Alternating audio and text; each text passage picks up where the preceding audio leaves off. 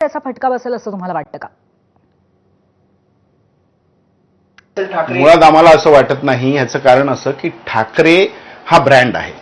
बाकी जे काही लोक सांगतात, आता दोन भाऊ एकत्र 20 वर्षानंतर येत आहेत, तर ह्याची एवढी दहशत त्यांच्या मनात निर्माण झालेली आहे की उद्धव ठाकरेंना संपवता संपवता त्यांच्या 4 पिढ्या गेल्या.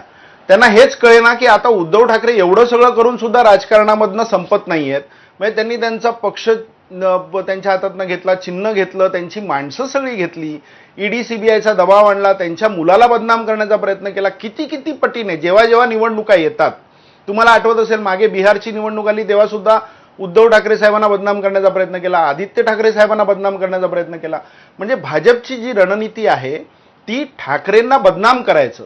मग दोन ठाकरे एकत्र येत आहेत तर ह्यांना पोटात जळजळ मळमळ वळवळ व्हायला लागली. म्हणजे जे जे शिवसेनेच्या विशेषतः ठाकरेंच्या सोबत आहेत त्यांना त्यांच्यापासून दूर करायचं आणि त्यांना ईडी सीबीआयचा धाक दाखवायचा आणि आपल्यासोबत घ्यायचं.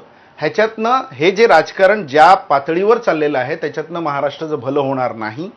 ठाकरे हे नेहमी महाराष्ट्राचं भलं कसं करता येईल याचाच विचार करतात, म्हणून लोक त्यांना पसंती देतात. नक्कीच. धन्यवाद हर्षलजी, तुम्ही आमच्याशी संवाद साधलात त्याबद्दल. 2 प्रश्नांसाठी का होईना पण तुम्ही आम्हाला वेळ दिलात त्याबद्दल खूप खूप धन्यवाद.